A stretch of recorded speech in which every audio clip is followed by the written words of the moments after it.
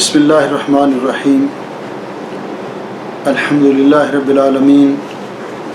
والصلاة والسلام علی سید الانبیاء والمرسلین نبینا محمد خاتم النبیین وعلی آلہ وصحبہ اجمعین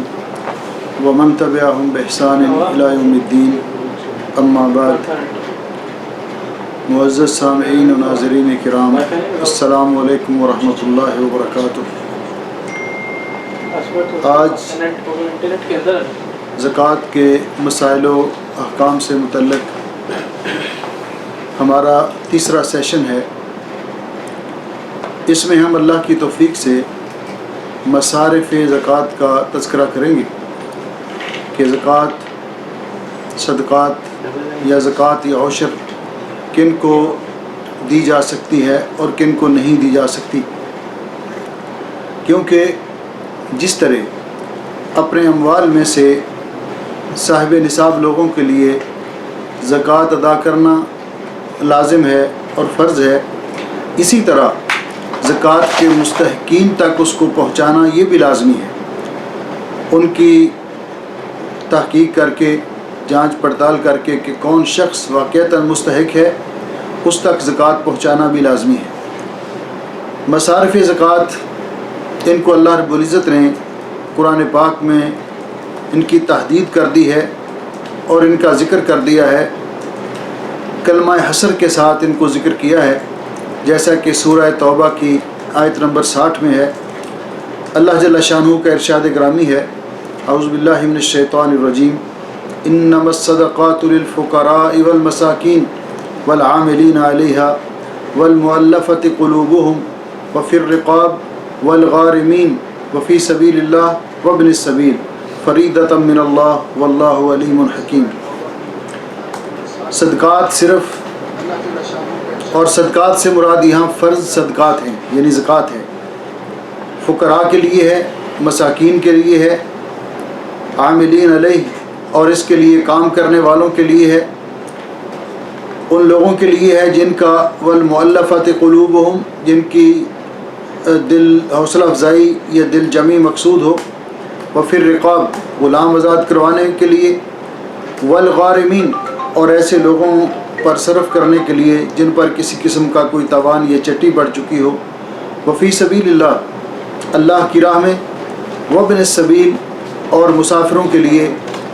یہ اموال زکوٰۃ صرف کیے جائیں گے۔ اور یہ 8 مصارف ہیں جن کا تذکرہ اللہ رب العزت نے کلمہ حصر سے شروع کیا، انما الصدقات، گویا کہ زکوٰۃ کے یہی 8 مصرف ہیں، یہی 8 اصناف ہیں جن کو زکوٰۃ دی جا سکتی ہے۔ ان کا ذکر کرنے سے پہلے 1-2 بنیادی باتیں عرض کرنا مناسب سمجھتا ہوں۔ سب سے پہلی بات یہ ہے کہ زکوٰۃ یہ حوائج کے لیے، احتیاجات کے لیے اور ضروریات کے لیے ہے، کمالیات کے لیے نہیں۔ مثال اس کی یوں سمجھیے کہ اگر ہمارے کسی عزیز کے پاس 5 مرلے کا ایک گھر ہے اور اس کے اندر اس کی گزر ہو رہی ہے، تو ہم یہ سمجھ کر کے، چونکہ ہم مالدار لوگ ہیں تو ہمارا جو عزیز ہے وہ اس کا مکان چھوٹا ہے تو یہ ہمیں اچھا نہیں لگتا، تو ہم زکوٰۃ کے پیسوں میں سے اس کو 10 مرلے کا مکان بنا کر، 2 منزلہ مکان بنا کر اس کے اندر ہر قسم کی سہولیات اس کو لگا کر دیں، تو یہ درست نہیں ہے، یہ درست نہیں ہے، بلکہ اس کی گزر اوقات کے لیے اس کے پاس جو ہے مکان کافی ہے، یہ مستحقین تک پہنچانا چاہیے۔ ہمارے کسی عزیز کے پاس موٹر سائیکل ہے، وہ اس پر اپنی کام پہ، ڈیوٹی پہ جاتا ہے، اس کا بڑا اچھا گزر ہو رہا ہے، ہم زکوٰۃ کے پیسوں سے اس کو گاڑی خرید کر دیں تو یہ بھی درست نہیں ہے، کیونکہ زکوٰۃ جو ہے یہ ضروریات کے لیے ہے، کمالیات کے لیے نہیں۔ دوسری بات، زکوٰۃ وصول کرنے والوں کو یہ بات ذہن میں رکھنی چاہیے کہ زکوٰۃ یہ لوگوں کے مال کی میل کچیل ہے، زکوٰۃ لوگوں کے مال کی میل کچیل ہے۔ رسول اکرم صلی اللہ علیہ وسلم نے ارشاد فرمایا، ان هذه الصدقہ انما هي اوساخ الناس، یہ صدقہ، یہ زکوٰۃ لوگوں کے مال کی میل کچیل ہے، وَإِنَّهَا لَا تَحِلُّ لِمُحَمَّدٍ وَلَا لِآلِ مُحَمَّدٍ، اس لیے حضرت محمد رسول اللہ صلی اللہ علیہ وسلم اور آپ کی آل کے لیے صدقہ لینا جائز نہیں ہے۔ تو زکوٰۃ اسی شخص کے لیے جائز ہے اور لینا حلال ہے جو واقعتاً مستحق ہو اور ان 8 قسموں کے اندر وہ شامل ہو۔ اپنے بینک بیلنس کو بڑھانے کے لیے، اپنی پراپرٹی اور جائیداد کو بڑھانے کے لیے زکوٰۃ لینا یا لوگوں سے صدقات و خیرات کا سوال کرنا یہ بہت بڑا جرم ہے۔ رسول اکرم صلی اللہ علیہ وسلم نے فرمایا، جس طرح کہ حدیث پاک میں ہے کہ جو آدمی اپنا مال جمع کرنے کی غرض سے یا اپنا مال بڑھانے کی غرض سے، پراپرٹی بڑھانے کی غرض سے زکوٰۃ کا مال جمع کرتا ہے یا صدقات لوگوں سے وصول کرتا ہے تو گویا کہ وہ جہنم کے انگارے اکٹھے کر رہا ہے۔ اسی طرح رسول اکرم صلی اللہ علیہ وسلم نے فرمایا کہ جو آدمی مانگنا شروع کر دیتا ہے، یعنی اس کو ضرورت نہیں ہے، لوگوں سے سوال کرنا شروع کر دیتا ہے، تو اس آدمی کے لیے دنیا کے اندر اللہ رب العزت کی طرف سے یہ سزا ہے، جیسا کہ صحیح حدیث میں ہے۔ آپ نے فرمایا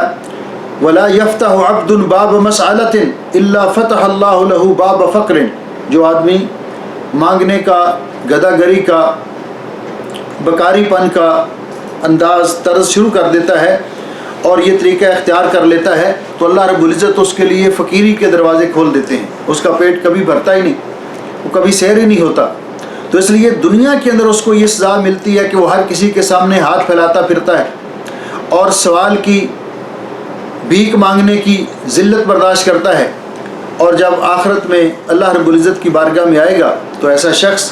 جو بلا ضرورت لوگوں سے مانگتا ہے، اس کی ضروریات پوری ہوتی ہیں، بلا ضرورت لوگوں سے سوال کرتا ہے، تو ایسا شخص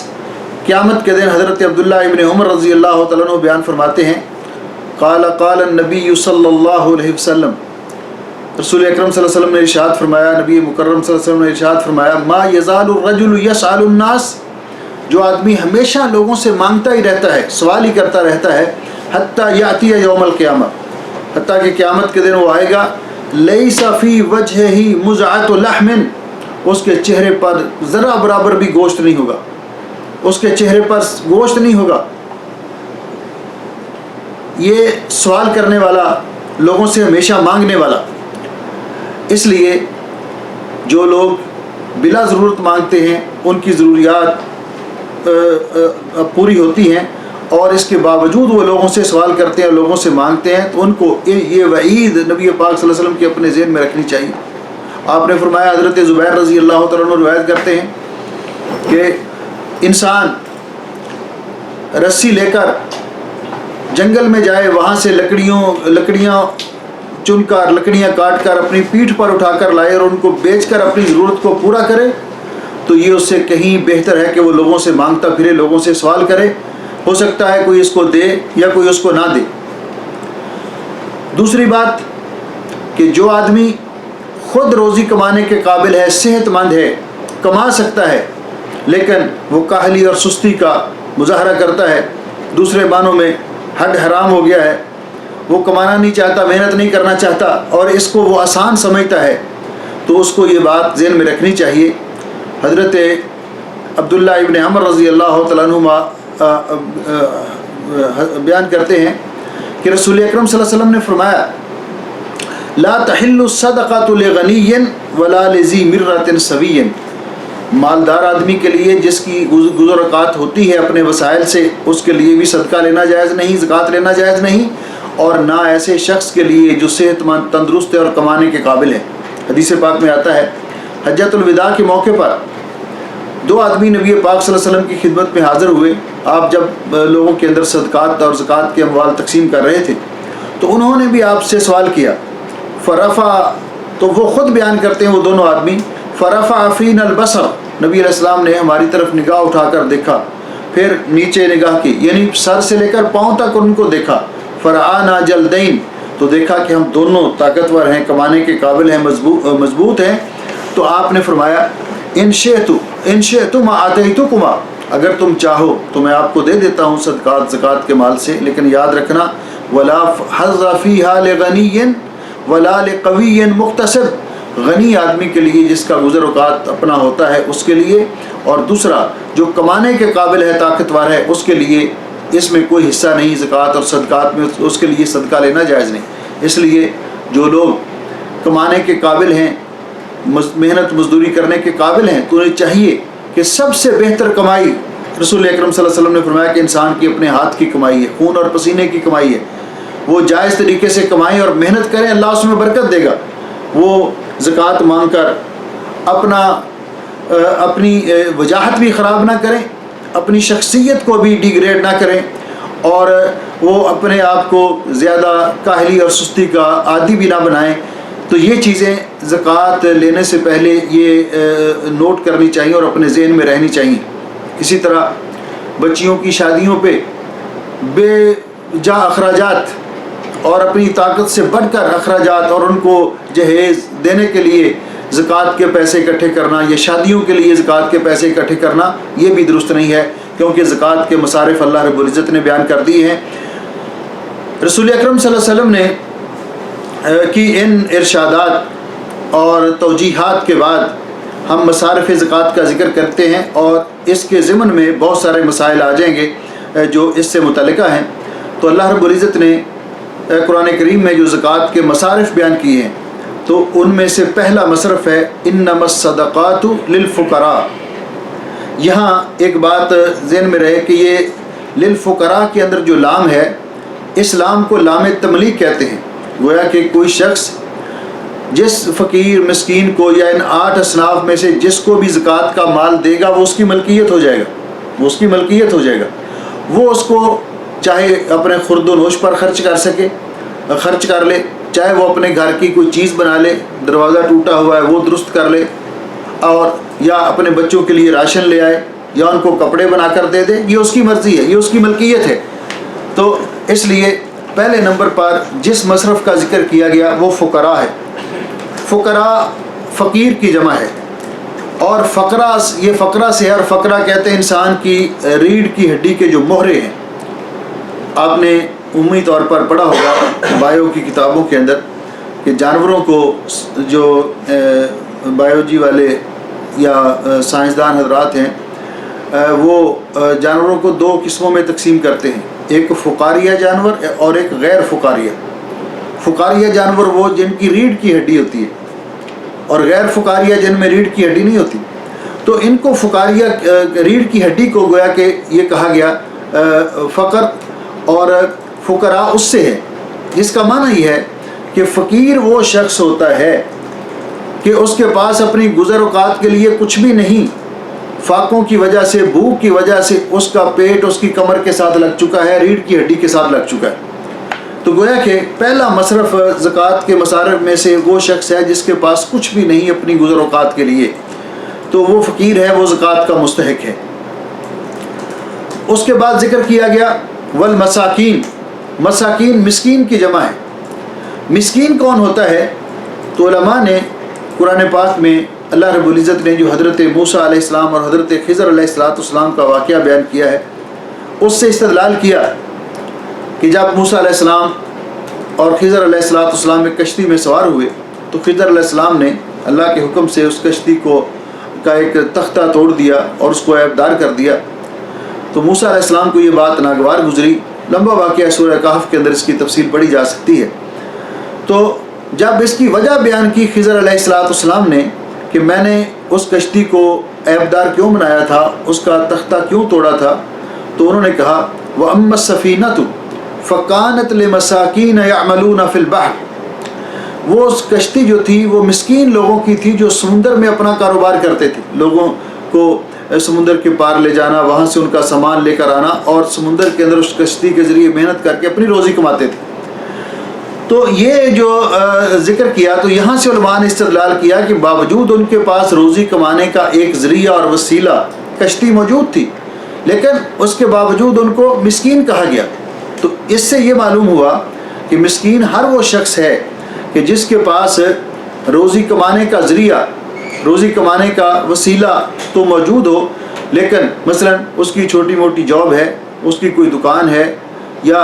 اور وہ کوئی چھوٹا موٹا جاب کرتا ہے، لیکن اس کا جو انکم ہے، اس کی محنت اور مزدوری جو کرتا ہے، وہ اس کی جائز ضروریات کو پورا نہیں کر سکتی۔ اس کا چھوٹا موٹا کاروبار یا جاب تو ہے، لیکن اس کی انکم اس کی جائز ضروریات کو پورا نہیں کر سکتی تو اس کو مسکین کہا جاتا ہے.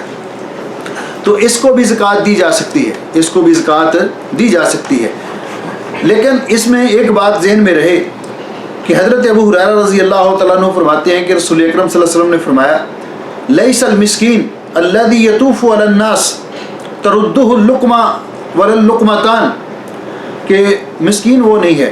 کہ جو لوگوں کے پاس گھومتا رہتا ہے، سوال کرتا رہتا ہے، کبھی اس کے پاس کبھی اس کے پاس، ایک لقمے کی خاطر ایک لقمہ یہاں سے مل گیا دوسرا دوسرے سے مانگ لیا، یا ایک کھجور یا دو کھجور کے لیے لوگوں سے سوال کرتا پھرتا ہے. یہ مسکین نہیں ہے. یہ کون ہے؟ یہ گداگر ہے، یہ بھکاری ہے، جس گداگری اور بھکاری پن کی اسلام نے مذمت کی ہے. تو ایسے شخص جو آپ کو نظر آئیں گے مارکیٹ میں مانگتے ہوئے، بازاروں میں، مسجدوں کے باہر مانگتے ہوئے، تو یہ حقیقت میں مسکین اور فقیر نہیں ہے. ان کی جب بیک گراؤنڈ دیکھی جاتی ہے اور پیچھے ان کا جب کبھی جائزہ لیا جاتا ہے تو ان کے پاس بڑی پراپرٹی ہے، جائیداد ہے، مانگنا انہوں نے ایک پیشہ بنا رکھا ہے. تو ایسے لوگوں کو زکوٰۃ نہیں دینی چاہیے. ہاں وہ سوال کریں آپ سے تو ان کو اگر سمجھا سکتے ہیں تو ان کو سمجھائیں کہ بھئی مانگنا سوال کرنا اچھی بات نہیں ہے، لیکن ان کو ہمیں پتہ نہیں ہے کسی کی صحیح صورتحال کا، لیکن اس کے پیش نظر ان کو کوئی ایسی باتیں سنانا تو یہ بھی مناسب نہیں ہے کہ جو اپنا ان کے فقر و فاقے کا ان کو تانا دینا یا ان کو اس طرح، بلکہ آپ ان کو ربع دینار، 100 فلس، 1 روپیہ 2 روپیہ دے کر ان کو فارغ کر دیں. لیکن یہ زکوٰۃ کے مستحق نہیں ہے، یہ حقیقت میں مسکین نہیں ہے. آپ نے فرمایا مسکین کون ہے؟ ولیکن المسکین الذی لا یجد غنی یغنی ہے. مسکین وہ ہے کہ جس کے پاس گزر اوقات کے لیے اتنے وسائل اور اتنی انکم نہ ہو کہ جو اپنی ضروریات کو پورا کر سکے. ولا یفتن بہ، اور وہ لوگوں کے سامنے اپنے فقر و فاقے کو ظاہر بھی نہیں کرتا تاکہ لوگ اس کو صدقہ کریں. اور ولا یقوم فیسأل الناس، اور نہ ہی وہ لوگوں سے سوال کرنے کے لیے اٹھتا ہے کہ اعلان کرتا ہے کہ مجھے یہ کرے، بلکہ اللہ رب العزت نے قرآن پاک میں ذکر کیا کہ یحسبهم الجاہل اغنیاء من التعفف. وہ مسکین ہیں، اصل میں حقدار ہیں کہ جو سوال سے بچنے کے لیے، سوال کی ذلت سے بچنے کے لیے وہ سوال نہیں کرتے لوگوں سے، اور عام لوگ جو ان کے حالات سے ناواقف ہیں وہ سمجھتے ہیں کہ یہ مالدار لوگ ہیں، سفید پوش لوگ ہیں. ایسے لوگوں کی ٹوہ لگا کر ان کو زکوٰۃ کے اموال پہنچانے چاہیے. تو یہ ہیں مسکین لوگ کہ جن کے پاس اپنی گزر اوقات کے لیے تو تھوڑا بہت کافی نہیں ہے، لیکن ان کا تھوڑا بہت کوئی کاروبار ہے، انکم کا کوئی ذریعہ ہے، تو ان کو بھی زکوٰۃ دی جا سکتی ہے. تیسرا مصرف جو ذکر کیا والعاملین علیہا، والعاملین علیہا، عامل کا معنی اس پر یعنی زکوٰۃ کے لیے محنت کرنے والے. تو یہاں عاملین جو ہیں، یہاں جو قرآن پاک کی الفاظ ہیں یہ قابل غور ہے. والعاملین علیہا، وہ اپنی طور پر نہیں کرتے بلکہ ان کو گورنمنٹ نے مقرر کیا ہے، ان کو بیت المال نے مقرر کیا ہے، امیر وقت نے ان کو مقرر کیا ہے زکوٰۃ کا مال اکٹھا کرنے کے لیے اور اس کا حساب رکھنے کے لیے، کتنا خرچ ہو گیا ہے، کتنا آیا ہے، کتنا باقی ہے، اور مستحق لوگوں تک پہنچانے کے لیے. تو گویا کہ یہ ایک آفس ہے، ایک ادارہ ہے جو زکوٰۃ کے اموال کو جمع کرتا ہے اور ان کا حساب رکھتا ہے، مستحق لوگوں تک پہنچاتا ہے، ان کا ریکارڈ رکھتا ہے. تو یہ جتنے لوگ کام کرنے والے ہیں ان کو مال زکوٰۃ میں سے بطور زکوٰۃ نہیں دیا جائے گا بلکہ تنخواہ کے طور پر دیا جائے گا. مال زکوٰۃ میں سے بطور تنخواہ کے دیا جائے گا. یہ لوگ لازمی نہیں ہے کہ یہ فقیر اور مسکین ہی ہوں، یہ مالدار بھی ہو سکتے ہیں. یہ لوگ جو کام کر رہے ہیں مالدار بھی ہیں، لیکن یہاں وہ ڈیوٹی کے طور پر سر انجام دے رہے ہیں، یہاں اپنی خدمات وہ ڈیوٹی کے طور پر سر انجام دے رہے ہیں. تو ان کی تنخواہیں، ان کو بھی جو مقرر ہے تنخواہ وہ ادارہ مقرر کرتا ہے، تو ان کی تنخواہ جو ہے وہ زکوٰۃ کے اموال میں سے دی جا سکتی ہے جو زکوٰۃ کا فنڈ یا اموال اکٹھے ہوتے ہیں. لیکن ایک بات یاد رہے کہ ان میں سے بعض عامل اگر ایسے ہیں کہ ان کی تنخواہ ہے، مثلا ان کی تنخواہ 100 دینار مقرر ہے، اپنے ملک میں اس کی تنخواہ 10,000 مقرر ہے پاکستان میں یا ہندوستان میں، لیکن اس کے ساتھ اس کی ضرورت تو پوری نہیں ہوتی. تو یہ بطور تنخواہ لے، اور گورنمنٹ یا ادارہ زکوٰۃ تقسیم کرنے والا اگر سمجھتا ہے کہ اس کی ضرورت پوری نہیں ہوتی تو وہ بطور زکوٰۃ اس کو زکوٰۃ کے مد میں سے الگ بطور فقیر اور مسکین کے دے گا. ایک ملازم کے طور پر نہیں، بطور فقیر اور مسکین کے، تو اس طرح اس کے لیے یہ لینا جائز ہے۔ یہ زکوٰۃ کے مصارف میں سے تیسرا مصرف ہے والعاملین علیہا، تو زکوٰۃ کے سلسلے میں کام کرنے والے لوگ۔ اور یہاں ایک بات یہ بھی ذہن میں رہے کہ جن لوگوں کو گورنمنٹ مقرر کرتی ہے یا علاقے کا امیر مقرر کرتا ہے کہ وہ زکوٰۃ وغیرہ اکٹھی کر کے لائے، تو وہ چونکہ تنخواہ لیتا ہے، وہ جو کچھ بھی مال لائے گا وہ بیت المال میں جمع کروائے گا۔ اگر کوئی شخص اس کو کسی وجہ سے کہ یہ زکوٰۃ کا حساب کرنے میں کوئی نرمی کر دے یا کسی اور وجہ سے اس کو گفٹ دے گا، تو اس کے لیے وہ گفٹ لینا جائز نہیں ہوگا، کیونکہ رسول اکرم صلی اللہ علیہ وسلم نے ایک شخص کو بھیجا زکوٰۃ وصول کرنے کے لیے، اسے کچھ لوگوں نے گفٹ دیے، تو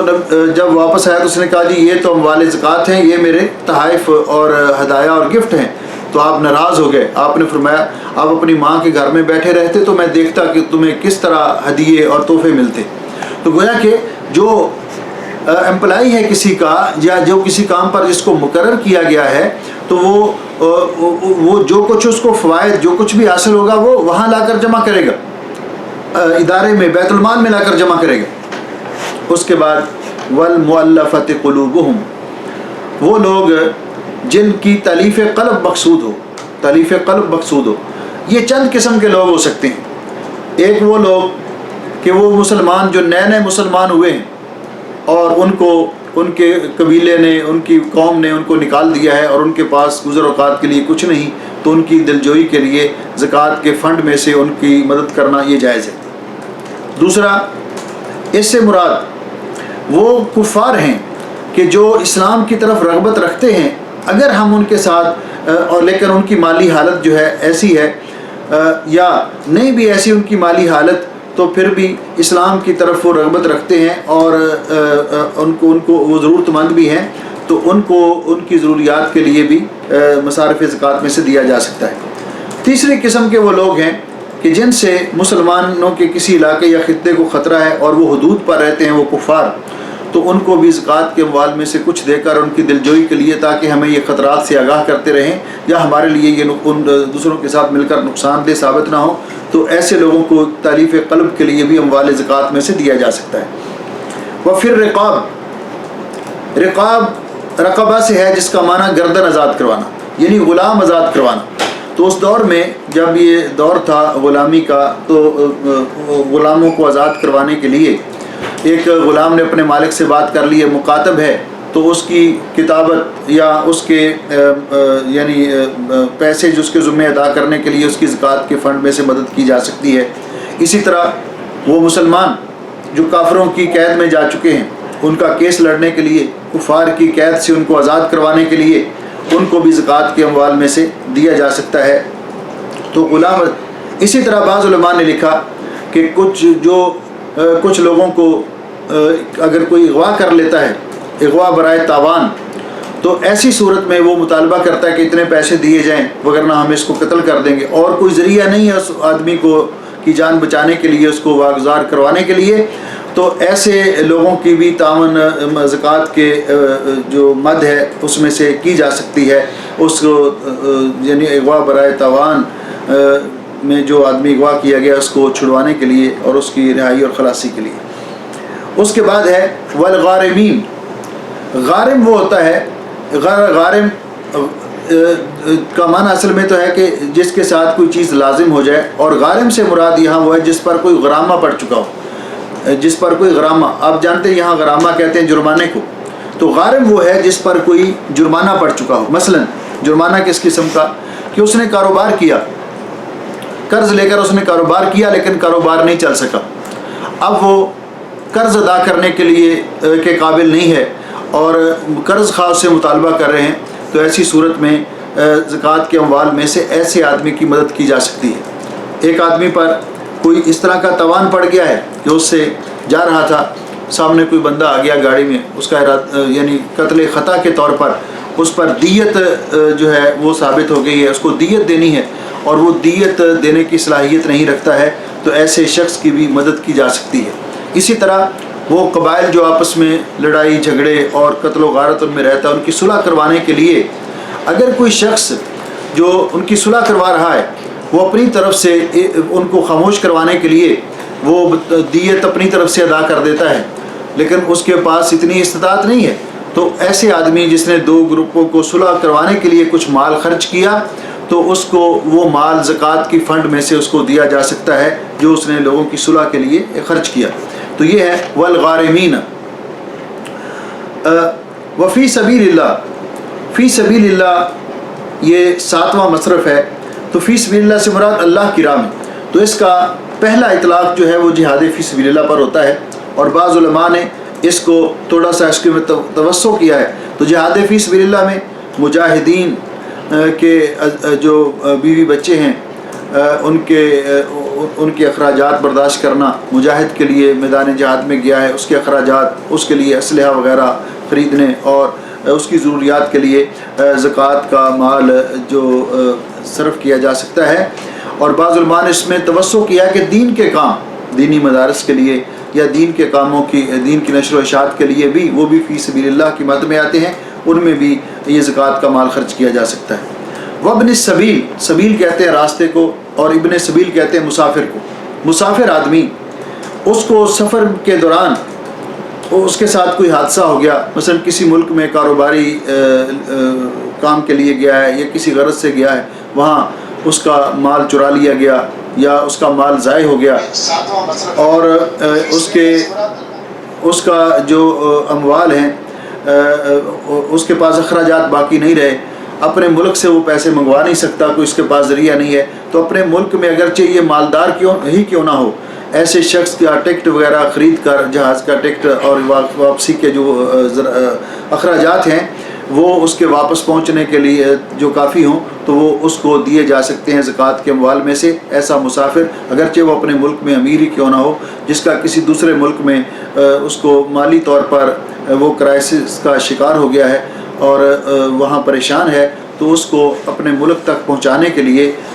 وہ زکوٰۃ کے پیسوں میں سے دیا جا سکتا ہے، اور یہ بھی اس کو پابند کرنا لازمی نہیں ہے کہ آپ وہاں جا کر یہ پیسے بھیج دیں، کیونکہ زکوٰۃ کے مال میں سے جو اس نے وصول کر لیا وہ اس کے لیے جائز ہے۔ تو یہ 8 مصرف ذکر کرنے کے بعد اللہ جل شانہ نے فرمایا فریضۃ من اللہ، یہ اللہ تعالیٰ کی طرف سے فریضہ ہے زکوٰۃ ادا کرنا بھی اور زکوٰۃ کے مستحقین تک زکوٰۃ کو پہنچانا بھی، واللہ علیم حکیم، اللہ تعالیٰ خوب جاننے والا اور حکمت والا ہے۔ یہ تو وہ لوگ تھے کہ جن کو زکوٰۃ دینی چاہیے، زکوٰۃ کے مصارف اللہ رب العزت نے ذکر کیے ہیں۔ کچھ لوگ ایسے ہیں کہ جن کو زکوٰۃ نہیں دی جا سکتی، ان کا ذکر کرنے کے بعد اس سے متعلقہ جو مسائل ہیں ان کا ذکر کریں گے، پھر آپ کے جو سوالات ہوں گے اگر کوئی اس میں بات نہ آئی ہوئی تو وہ آپ وہ سوالات کے ذریعے پوچھ سکتے ہیں۔ تو سب سے پہلے نمبر پر جن کو زکوٰۃ نہیں دی جا سکتی وہ غنی لوگ ہیں، وہ لوگ جن کے پاس اتنے وسائل ہیں، اپنا کاروبار ہے، اپنی ضروریات کو پورا کر سکتے ہیں، تو ان کو زکوٰۃ نہیں دی جا سکتی۔ رسول اکرم صلی اللہ علیہ وسلم کے اس ارشاد کے تحت لا تحل الصدقۃ لغنی ولا لذی مرۃ سوی، غنی آدمی کے لیے زکوٰۃ لینا جائز نہیں ہے، اس کو زکوٰۃ نہیں دی جائے گی، اور نہ ہی جو کمانے کے قابل ہے، صحت مند اور تندرست ہے، اس کو زکوٰۃ دی جا سکتی ہے، بلکہ اس کو ترغیب دلائی جائے کہ وہ اپنی روزی خود کمائے اور یہ زکوٰۃ وصول کرنے سے، لوگوں کے مال کی میل کچیل وصول کرنے سے بچے۔ نمبر 2، اپنے بیوی بچوں کو زکوٰۃ نہیں دی جا سکتی، کیوں کہ بیوی بچے انسان کے زیر کفالت ہیں اور ان کا نان و نفقہ شوہر کے ذمے ہے، ان کو زکوٰۃ نہیں دی جا سکتی۔ نمبر 3، والدین کو زکوٰۃ نہیں دی جا سکتی، اس لیے کہ والدین ان کے نان و نفقہ، ان کا اخراجات اولاد کے ذمے ہے اور اولاد کو پورا کرنا چاہیے۔ نبی علیہ السلام نے فرمایا تھا ایک شخص کو انت و مالک لابیک، آپ اور آپ کا مال آپ کے اپنے باپ کا ہے، تو والدین کو زکوٰۃ دینا، والدین کی ادویات، ان کی اگر انسان، ظاہر بات ہے زکوٰۃ تو وہی دے گا نا جس کے پاس جو صاحب نصاب ہے اس کے پاس مال ہے، تو ایسا شخص یہ کتنی بڑی یعنی یہ جسارت ہے کہ اپنے والدین کی اپنی جیب سے کمائی سے وہ خدمت نہیں کرنا چاہتا بلکہ وہ زکوٰۃ دے ان کو، تو زکوٰۃ دینا والدین کی شان کے، عظمت کے، عزت اور وقار کے خلاف ہے، اس لیے اپنی ماں اور اپنے باپ دونوں کو زکوٰۃ نہیں دی جا سکتی، والدین کو زکوٰۃ نہیں دی جا سکتی۔ چوتھے نمبر پر فاسق و فاجر لوگ، ان کو زکوٰۃ نہیں دینی چاہیے۔ فاسق و فاجر سے مراد لوگ ہیں اللہ کے واضح طور پر نافرمانی کرنے والے، نشے میں اڑا دیتے ہیں، فحاشی میں، بے حیائی میں وہ پیسے اڑا دیں گے تو ان کو زکوٰۃ نہیں دینی چاہیے۔ ہاں اگر ایسا نکھٹو کسی کے پلے میں پڑ گیا ہے تو اس کے بیوی بچے بھی ہیں، ان کے پاس کھانے کے لیے کچھ نہیں، اور یہ جو کچھ اس کو ملتا ہے اپنے نشے میں اڑا دیتا ہے، تو اس کے بیوی بچوں کو راشن کے طور پر یا ان کی ضرورت کے طور پر وہ اشیاء خرید کر دینا یہ جائز ہے، اس میں کوئی حرج نہیں۔ اسی طرح 5ویں جو ہیں آل رسول اکرم صلی اللہ علیہ وسلم کی آل، اور آپ کی آل سے مراد بنو ہاشم کے وہ خاندان ہیں، ایک تو آپ کی ازواج مطہرات ہیں، اور دوسرا بنو ہاشم کے خاندان آل عقیل، آل عباس، آل عباس، آل عقیل، اور یعنی بنو ہاشم میں سے جو رسول اکرم صلی اللہ علیہ وسلم کے آل علی رضی اللہ تعالیٰ عنہ، اور یہ سارے جو آپ کے دادا عبد المطلب کی اولاد میں سے جو مومنین ہیں جو ایمان لائے، تو یہ رسول اکرم صلی اللہ علیہ وسلم کی آل میں شمار ہوتے ہیں، تو ان کو زکوٰۃ نہیں دی جا سکتی، کیوں کہ ان کو زکوٰۃ دینا بھی ان کے شان اور مرتبے کے خلاف ہے۔ اسی طرح زکوٰۃ کا فنڈ جو ہے یہ رفاہی کاموں میں، مثلا گاؤں کی سڑک بنانا، شہر کی سڑک بنانا، کوئی گلی تعمیر کروانا، عیدگاہ وغیرہ بنانا، یا قبرستان کی 4 دیواری تعمیر کرنا، یا اس کے ذریعے مسجد تعمیر کرنا، تو یہ زکوٰۃ کے مصارف میں سے نہیں ہے، ان میں زکوٰۃ کا مال خرچ نہیں کیا جا سکتا۔ ہاں اگر کسی ایسے علاقے کے اندر مسلمانوں کو مسجد کی ضرورت ہے، جو علاقہ غیر مسلم ہے، کافروں کا ملک ہے، اور وہاں جو مسلمان ہیں ان کے پاس اتنی استطاعت نہیں ہے، اور باہر سے بھی جو مسلمان کے جاننے والے ہیں ان کے پاس بھی استطاعت نہیں ہے کہ وہ ان کو اپنی جیب سے وہ مسجد بنوا کر دے سکے، تو ایسی صورت میں اگر کوئی لجنہ زکوٰۃ کے پیسوں میں سے ان کی مسجد بنا دیتی ہے تو ٹھیک ہے، وگرنہ عمومی طور پر مسجد کی تعمیر اور مسجد کے لوازمات، اخراجات کو پورا کرنے کے لیے زکوٰۃ کے پیسے خرچ نہیں کیے جا سکتے۔ اس طرح وہ لوگ کہ جن کو زکوٰۃ دی جا سکتی ہے، جو مصارف ہیں ان میں نے ذکر کیا کہ جو ہے، خالو ہے، اور اسی طرح اپنا بیٹا ہے جو الگ رہ رہا ہے، اس کی شادی کر دی اور وہ الگ ہے، باپ سے الگ تھلگ رہ رہا ہے، بیٹی ہے اس کی شادی کر دی اور وہ بھی الگ تھلگ ہے، اگر یہ سارے مستحق ہیں، ان کی ضروریات پوری نہیں ہوتی، جائز ضروریات، یہ فقراء اور مساکین ان کی ضمن میں آتے ہیں، تو ان کو زکوٰۃ دی جا سکتی ہے، بلکہ اپنے رشتہ دار جو زکوٰۃ کے مستحق ہوں ان کو زکوٰۃ دینے سے دوہرا اجر ملے گا، ایک تو زکوٰۃ دینے کا اجر اور ایک صلہ رحمی کا اجر ان کو ملے گا۔ اسی طرح اپنے داماد کو، یعنی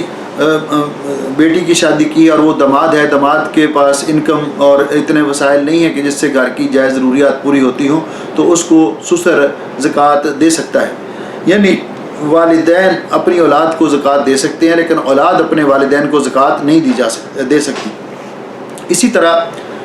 وہ طالب علم جو علم حاصل کر رہے ہیں اور ان کی تعلیم پر کافی اخراجات اٹھ رہے ہیں، اور وہ اپنے اس علم کے ذریعے وہ خدمت کریں گے قوم کی، اور پھر اپنے لیے روزی بھی کما سکیں گے، جس طرح کوئی طالب علم ڈاکٹری پڑھ رہا ہے، کوئی انجینئرنگ کا کورس کر رہا ہے، یا کوئی دین کا طالب علم ہے، تو ایسے لوگوں پر ان کی تعلیم پر بھی زکوٰۃ کے پیسوں میں سے خرچ کیا جا سکتا ہے۔ اسی طرح کوئی مریض ہے اور کس مرض میں مبتلا ہے اور وہ اس کے پاس اپنا علاج کروانے کی سکت نہیں ہے، تو ایسے مریض اس کا بھی زکوٰۃ کے پیسوں میں سے علاج کروایا جا سکتا ہے، اس کو بھی زکوٰۃ دی جا سکتی ہے۔ اب سوالات سے پہلے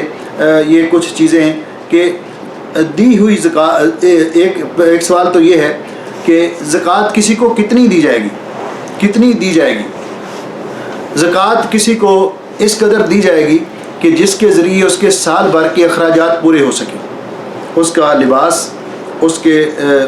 کوئی بجلی وغیرہ کا بل جو اس نے گھر میں وہ نہیں دے سکتے، یا بچوں کا راشن وغیرہ، یا ان کے سکول کی فیسیں وغیرہ، تو یہ اس کا اسٹیمیٹ لگا کر 1 سال کے لیے جو ان کی گزر اوقات کے لیے کافی ہو، تو ان کو زکوٰۃ کا بندوبست زکوٰۃ کے پیسوں سے کیا جا سکتا ہے۔ اس میں سے دونوں صورتیں درست ہیں کہ یا تو ان کو یکمشت دے دیا جائے اور اپنے حساب سے وہ ہر مہینے خرچ کرتے رہیں، کیونکہ جب اگلا سال آئے گا یہ پیسے ختم ہوں گے تو پھر اگلے سال نئی زکوٰۃ آ جائے گی، تو ایک سال کی گزر اوقات کے لیے ان کو زکوٰۃ دینی چاہیے۔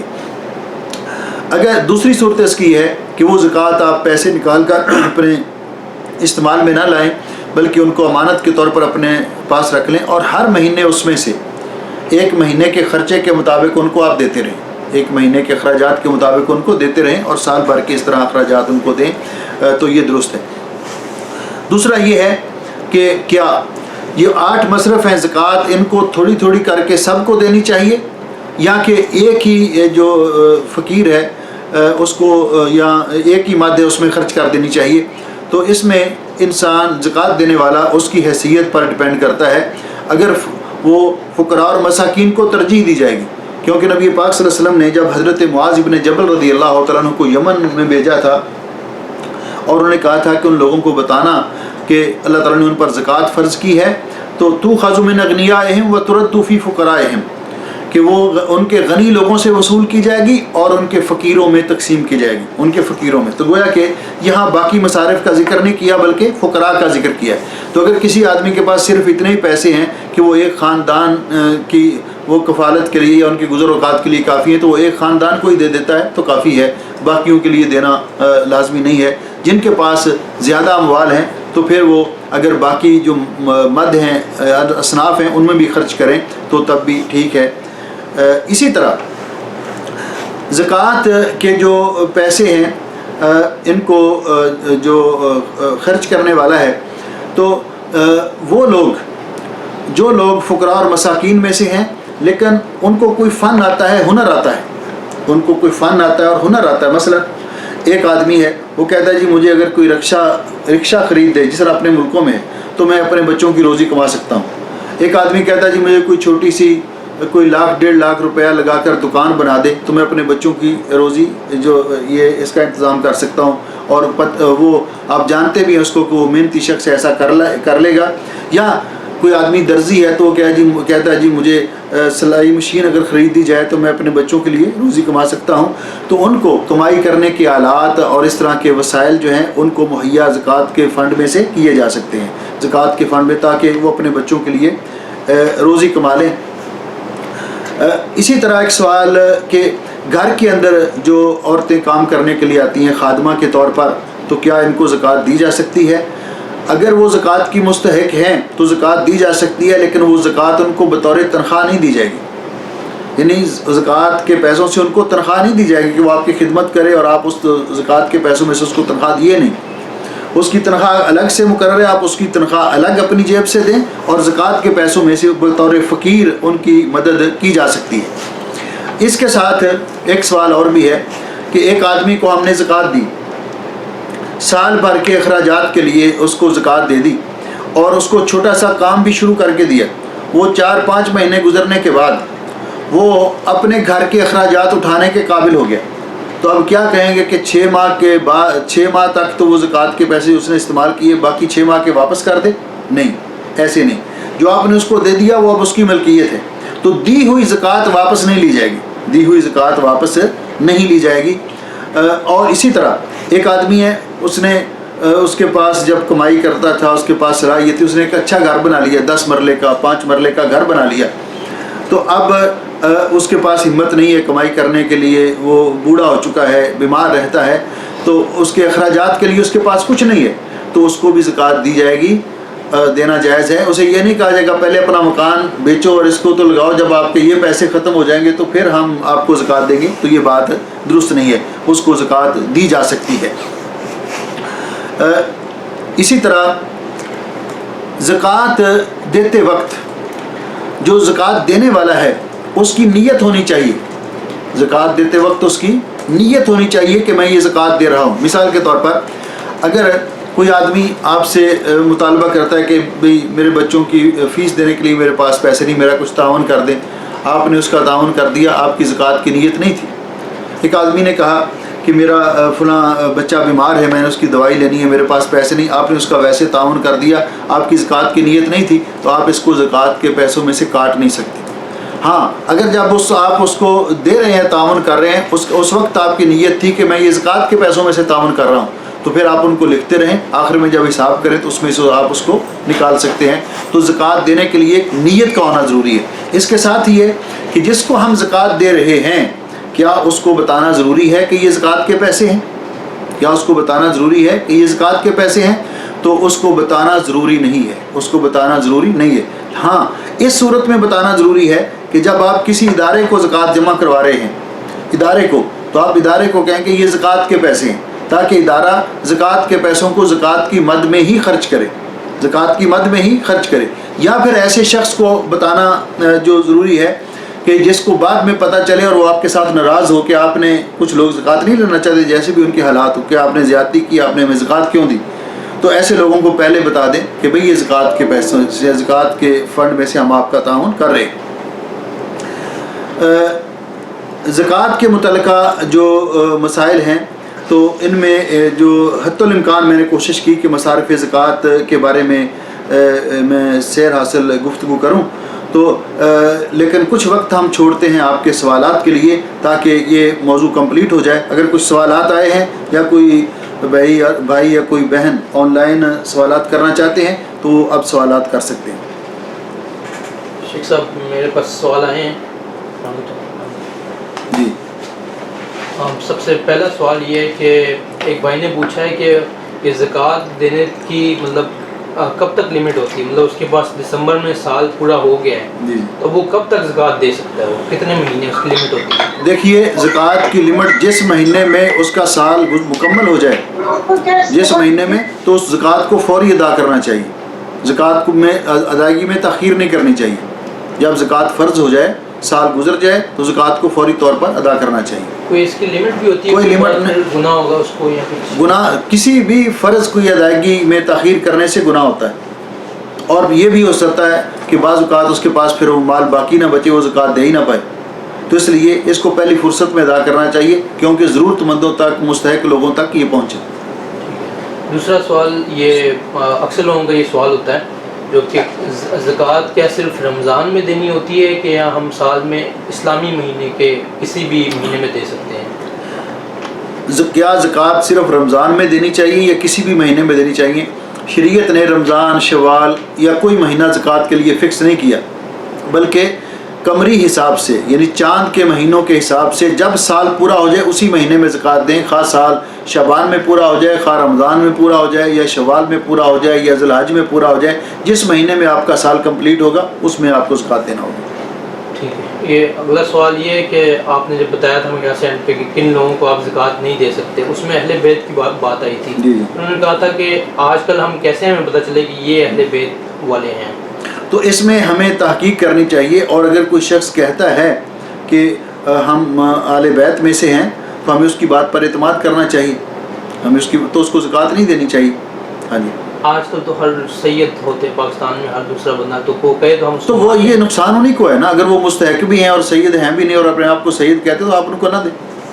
ٹھیک۔ اگلا سوال یہ ہے کہ کیا زرعی زمین کی آمدن کے علاوہ اس پر زمین کی مالیت پر بھی کوئی زکوٰۃ ہے؟ میں نے کل کے درس میں عرض کیا تھا کہ وہ مال جو نامی نہیں ہے، مثلا زرعی زمین کی قیمت، اصل قیمت پر زکوٰۃ نہیں ہے، اس سے جو آمدن آتی، فصل آتی ہے، پیداوار ہے، اس پر زکوٰۃ ہے اگر وہ نصاب کو پہنچ جائے، اور اس پر سال گزرنے کی شرط نہیں، جب فصل کاٹیں گے اگر وہ نصاب کو پہنچ جائے، اور نصاب میں نے ذکر کیا تھا کہ 20 من یا 653 کلو گرام، اگر وہ گندم، جو، چاول یا یہ جتنی چیزیں میں نے ذکر کی تھیں تو یہ ہیں، تو اس میں اگر زمین نہری ہے تو اس کو 20واں حصہ، 20 من میں سے 1 من، اگر زمین بارانی ہے یا چشمے سے سراب ہوتی ہے تو اس کو 10واں حصہ، 10 من میں سے 1 من اس کو ادا کرنا ہوگا، زمین کی قیمت پر نہیں۔ اسی طرح وہ مکان جو آپ نے رینٹ پہ دیا ہوا ہے، بہترین کوٹھی بنا کر رینٹ پہ دی ہوئی ہے، وہ کتنی قیمتی کیوں نہ ہو، اس کی اصل قیمت پر وہ زکوٰۃ نہیں ہوگی، بلکہ اس سے جو رینٹ آتا ہے اس پر زکوٰۃ ہوگی۔ اسی طرح میں نے موٹا سا اصول ذکر کیا تھا کہ آلات کمائی کے جو وسائل اور ذرائع ہیں ان پر زکوٰۃ نہیں ہے، ان کی پروڈکشن پر، ان سے جو انکم ہوتی ہے اس پر زکوٰۃ ہے۔ ہاں جی، اگلا سوال بھی زمین سے، اس میں پوچھا کہ کوئی انسان اگر زمین لیتا ہے کسی کاروبار کے لیے, ٹھیک ہے, تو اب اس کا کاروبار ہی یہ ہے کہ وہ زمین لیتا بیچتا ہے, تو کیا اس کو ہر اس کے اوپر مطلب زکوٰۃ دینی پڑے گی؟ یہ جو زمین ہے نا جس کا کاروبار ہی ہے, اس میں ایک مسئلہ سمجھ لیں, ذہن میں رکھ لیں کہ ایک تو انسان کے پاس اپنی گاڑی ہے جو استعمال میں رکھتا ہے, اس پر زکوٰۃ نہیں, لیکن اگر اس نے شو روم بنایا ہوا ہے تو گاڑیاں لیتا اور بیچتا رہتا ہے تو وہ تجارت میں ہے, پھر اس پر بھی زکوٰۃ ہے, پھر ان پر بھی زکوٰۃ. اسی طرح ایک آدمی پراپرٹی کا کام کرتا ہے تو وہ پلاٹ لیتا رہتا ہے بیچتا رہتا ہے, تو وہ اس کے پاس جب زکوٰۃ میں سال پورا ہوگا تو جتنی اس کے پاس پراپرٹی جمع ہوگی اور جو مال اس پر وہ اس نے خریدا ہوگا, جو پلاٹ وغیرہ, سب پر زکوٰۃ ہوگی. ان کے پروفٹ پہ, جتنا پروفٹ پہ نہیں, اصل قیمت پر, اصل قیمت پلس پروفٹ جو ہوگا, دونوں پر. جی شیخ صاحب, یہ ایک بھائی نے سوال کیا کہ کل آپ نے بتایا تھا کہ اگر ایک زمین اپنے بیٹے یا بیٹی کے نام کر دیتا ہے, کوئی بچے چھوٹے ہیں ابھی, اب وہ کہہ رہا ہے کہ جب یہ بڑے ہوں گے تو میں ان کے نام کر دوں گا, تو اس پہ بھی زکوٰۃ کا کچھ ہے؟ میں نے یہ عرض کیا تھا کہ زمین کی جو ہے نا ملکیت پر زکوٰۃ نہیں, وہ زمین جو زرعی زمین ہے اس کی پروڈکشن پر, وہ چھوٹے بچے کی ملکیت میں ہو زمین یا بڑے آدمی کی ملکیت میں ہو, اگر اس سے انکم آ رہی ہے اور وہ نصاب کو پہنچ جاتی ہے وہ فصل, تو پھر اس پر اس کو عشر یا نصف عشر دینا ہوگا. اسی طرح کوئی چیز بھی وہ اپنے بیٹے کے, میں نے جو کل عرض کیا تھا نا, تو میں نے کہا تھا کہ ایک آدمی نے اکاؤنٹ کھلوایا اپنے بیٹے کا, اس میں پیسے جمع کرواتا رہتا ہے کہ بڑا ہو کر اس کے ہیں, بڑا ہو کر اس کی شادی کریں گے یا یہ جاب میں لگا, تو اگر وہ نصاب کو پہنچتے ہیں اور ان پر سال گزر گئے تو ان پر بھی زکوٰۃ ہے. زکوٰۃ کا تعلق کسی کے چھوٹے یا بڑے ہونے کے ساتھ نہیں, زکوٰۃ کا تعلق نصاب کے ساتھ ہے. شیخ صاحب, ایک بہن کا سوال ہے, وہ پوچھ رہی ہیں کہ ان کے پاس سونا ہے لیکن ان کو قرضہ بھی ادا کرنا ہے, کیا وہ زکوٰۃ دیں گے کہ قرضہ دیں گے؟ دیکھیے, اگر ان پر قرض بھی ہے تو انہوں نے سونا کیوں رکھا ہوا ہے, یعنی سوال یہ بہن نے کیا کہ ان کے پاس سونا ہے لیکن انہوں نے قرض بھی دینا ہے. اگر سونا زیور کی شکل میں ہے, سونا زیور کی شکل میں ہے, اگر تو وہ سونا بیچ کر وہ قرض دینا چاہتے ہیں تو پہلے وہ قرض ادا کریں گے اور جو باقی بچے گا اس میں سے زکوٰۃ دیں گے, ٹھیک ہے. اور اگر وہ چاہتے ہیں کہ ان کا زیور بھی برقرار رہے اور وہ قرض بھی اپنی جگہ پر ہے, تو پھر زیور کی زکوٰۃ ان کو دینی ہوگی. قرض کے لیے کوئی اور ارینج کر لیں, یا پھر اس زیور کو بیچ کر وہ پہلے قرض ادا کرے اور پھر جو باقی بچے گا اس میں سے زکوٰۃ ہوگی. ہاں جی, کا سوال ہے جی کہ انہوں نے اپنی بہن کے لیے زیورات خریدے شادی کے لیے, لیکن ایک حالات کی وجہ سے جو آج کل چل رہے ہیں, وہ شادی 1 سال پوسٹپون ہو گئی اگلے سال تک کے لیے. اب وہ کہہ رہے ہیں میری ملکیت تو نہیں ہے لیکن بہن کے لیے نہیں ہے, لیکن ہے اس کے پاس بھی, اس پہ زکوٰۃ کا کیا؟ ہاں, تو وہ زیورات جس کی ملکیت ہے, اگر وہ نصاب کو پہنچتے ہیں, اگر تو وہ 7.5 تولے سے کم ہیں تو پھر ان پر زکوٰۃ نہیں ہے. اگر 7.5 تولے یعنی 85 گرام یا اس سے زیادہ ہے تو پھر ٹوٹل پر زکوٰۃ ہے. تو پھر وہ جس کی ملکیت ہے وہ اس میں سے زکوٰۃ ادا کرے. اب اگر بہن نہیں ادا کر سکتی تو جس بھائی کے پاس ہیں, یہ بہن کے ساتھ نیکی کرتے ہوئے یہ اس کی طرف سے زکوٰۃ دیتے.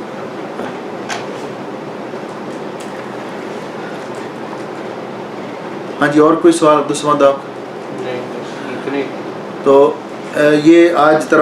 اس طرح یہ زکوٰۃ کا سیشن الحمدللہ مکمل ہوا, اور 2 قسم کے اموال یعنی سونا اور چاندی اور کرنسی نوٹ, اور پھر مال تجارت کا ذکر کیا. دوسرے درس میں ہم نے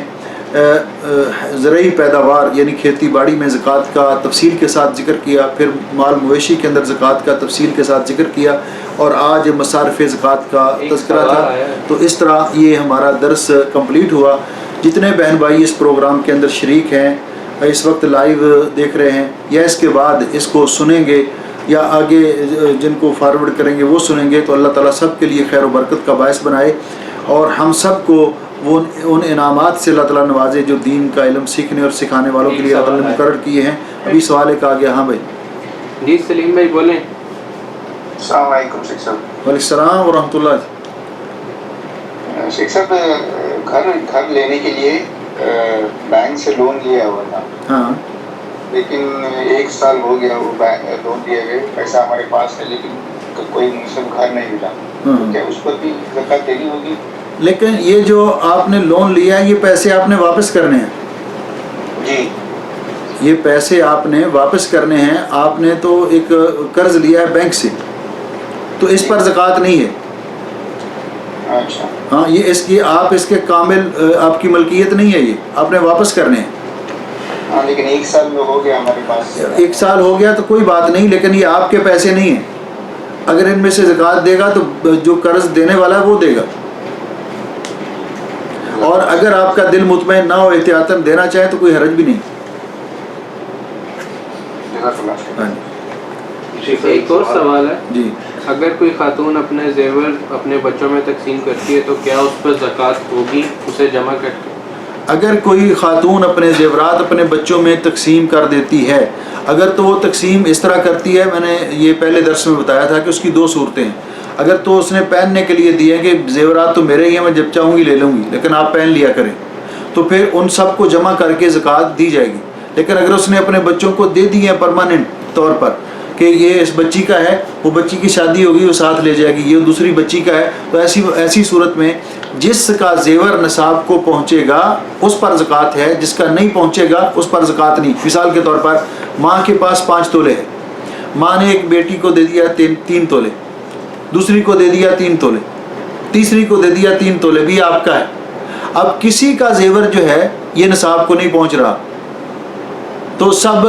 جو کی ملکیت میں جو زیور نصاب کو نہیں پہنچ رہا تو ان پر زکوٰۃ کسی پر بھی نہیں ہے. لیکن اگر سارا زیور ماں کی ملکیت میں اس نے ویسے دیا ہوا عاریتاً پہننے کے لیے بچیوں کو، بعد میں وہ لے لے گی، تو پھر وہ ٹوٹل جمع کر کے ماں کو زکوٰۃ دینا ہوگی. جی سلیم جی افتخار بھائی آپ بولیں.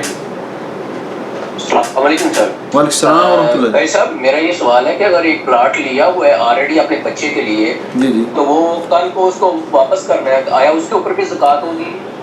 جو پلاٹ آپ نے اپنے بچے کے لیے لیا ہوا ہے کہ بچہ اس کو کیا کرے گا، بیچے گا، یعنی خریدنے کی نیت سے لیا ہوا ہے یا بچہ اس سے گھر بنا لے گا تو اس پر زکوٰۃ نہیں ہے.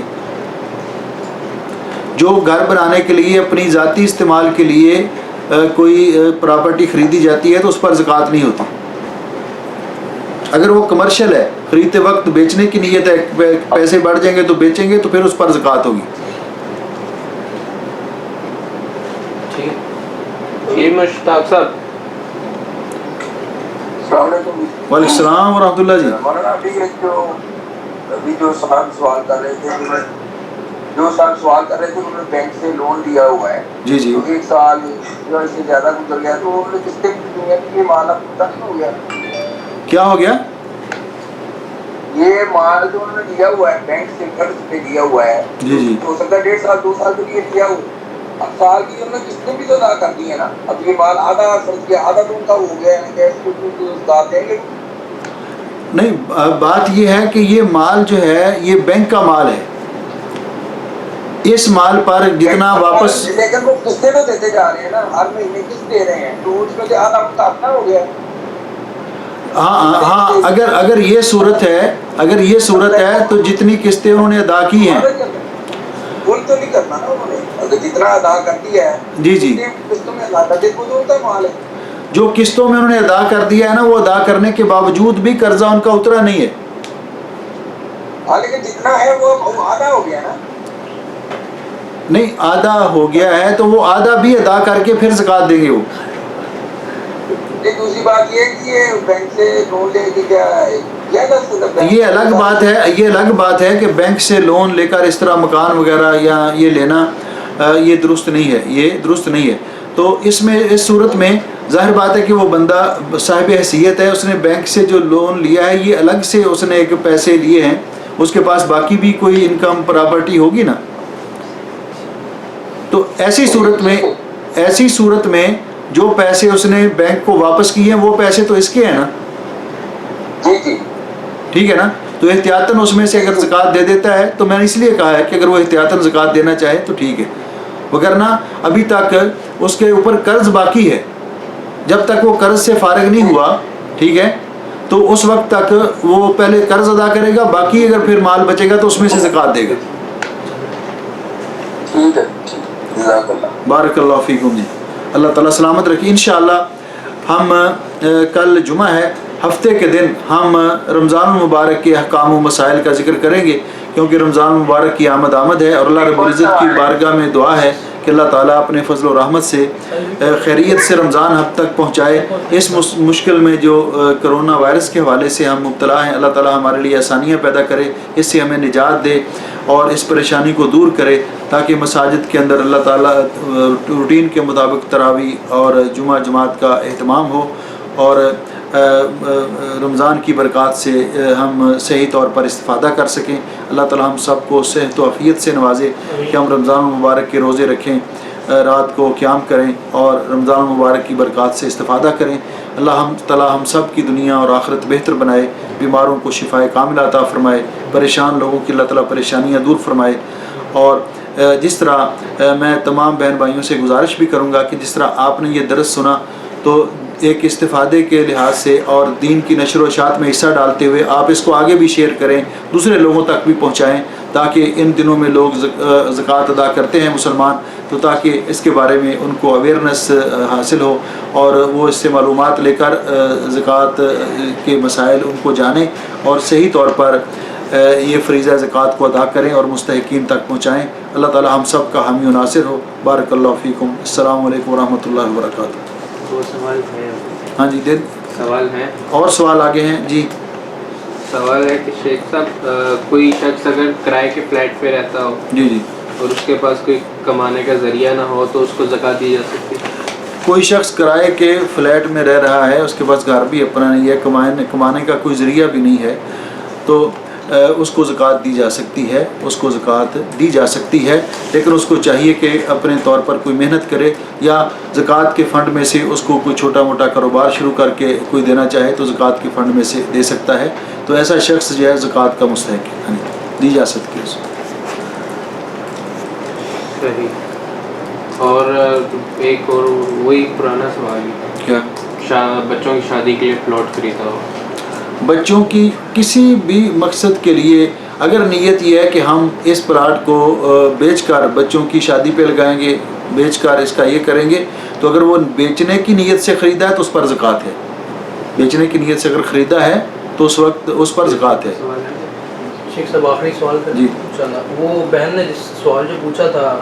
کہ ان کے پاس مطلب سونا بھی اور قرضہ بھی دینا ہے، وہ کہہ رہی ہیں کہ اگر قرضہ مجھے انسٹالمنٹ کے اوپر دینا ہے، کیا مطلب مجھے کیا اس میں کیا کرنا؟ ہاں اگر انسٹالمنٹ پہ انہوں نے قرضہ دینا ہے تو وہ قرضے کی قسط دیتی رہیں، لیکن اپنی زیورات میں سے زکوٰۃ وہ دیں گے. سر ایک سوال ہے کہ اگر ایک صاحب کو سیلری میں اس کے نصاب پہ 1 سال ہو گیا، اب ہر مہینے اس کے ساتھ ساتھ اس کی سیلری میں 500 دینار بھی ایڈیشن میں آتے جا رہے ہیں ہر مہینے، تو اس کی پھر وہ زکوٰۃ دیکھیے زیورات کی زکوٰۃ جیولری کو پیسوں کے ساتھ نہیں ملانا چاہیے. زیورات اگر الگ سے وہ نصاب کو پہنچتے ہیں تو ان پر زکوٰۃ ہے. اور یہ جو اضافہ ہو رہا ہے اس کے بارے میں نے ذکر کیا تھا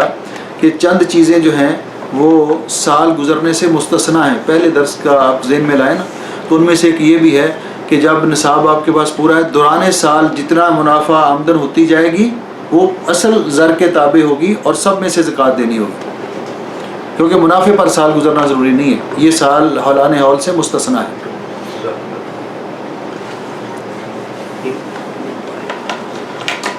بارک اللہ فیکم. جی اللہ تعالیٰ سلامت رکھے. انشاءاللہ ہفتے کے دن معلم القرآن کی کلاس بھی ہوگی صبح 6:30 بجے ہیں، اور 1 بجے انشاءاللہ ہمارا یہ درس بھی ہوگا رمضان کے احکام سے. یہ معلم القرآن کی کلاس کل بھی یعنی جمعہ کے دن 6:30 بجے صبح، اور ہفتے کے دن بھی صبح 6:30 بجے ہوگی. ندیم صاحب سوال. جی ندیم صاحب بولیں سر. نہیں سوال یہ ہے کہ شیخ صاحب سے سوال یہ ہے کہ ایک شخص جو ہے کروڑوں کا فلیٹ ہے، جو 2 کروڑ کا فلیٹ ہے یا لاکھوں کا فلیٹ ہے، اس میں رہتا ہے، لیکن اس کے پاس مالی جو ہے کمائی کا سمجھے 1 بیٹا ہے یا 2 بیٹے ہیں، لیکن بیٹے بھی اتنا نہیں کما رہے کہ گھر کے اخراجات پورے کر سکیں، اور نہ اس شخص کے پاس فلیٹ تو کروڑوں کا ہے لیکن کوئی ایسی چیز نہیں کہ اس کو جو اس کی مالی ضرورت اس کے اخراجات کو پورا کر سکے. شخص کو جیسے زکوٰۃ دی جا سکے، جیسا کہ کوئی چاچا ہو یا پھوپھا ہو، اس طرح کے شخص کو زکوٰۃ دے سکتے ہیں. ایسا ہاں ایسے شخص کو جس کے پاس رہنے کے لیے گھر تو ہے، وہ جتنی مالیت کا بھی ہو لیکن اس کی گزر اوقات کے لیے اور کوئی انکم کے ذرائع نہیں ہے تو اس کو زکوٰۃ دی جا سکتی ہے. اسے یہ نہیں کہا جائے گا کہ پہلے گھر بیچ کر کھاؤ تو پھر اس کے بعد، یہ نہیں کہا جائے گا. बल्कि उसको ज़कात दी जा सकती है। जज़ाकल्लाह खैर। बारकल्लाहु फीकुम। अस्सलाम वालेकुम। अस्सलाम व रहमतुल्लाहि व बरकातुहू।